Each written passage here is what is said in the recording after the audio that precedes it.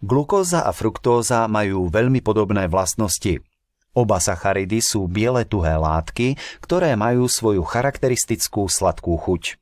Líšia sa však reakciou s činidlom nazývaným Fehlingov roztok.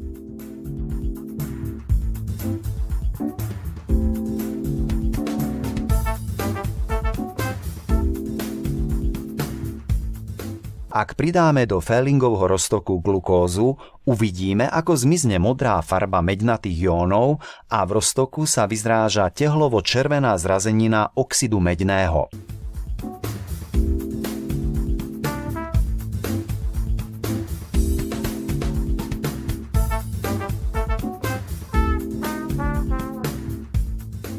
Naopak, fruktóza s Fehlingovým roztokom nereaguje.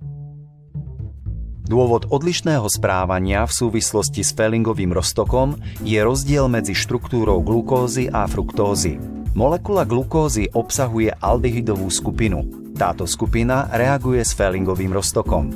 Molekula fruktózy obdobnú skupinu atómov nemá, preto tento sacharid s Fehlingovým roztokom nereaguje. Vďaka tomu môže byť Fehlingov roztok použitý na rozlíšenie glukózy a fruktózy.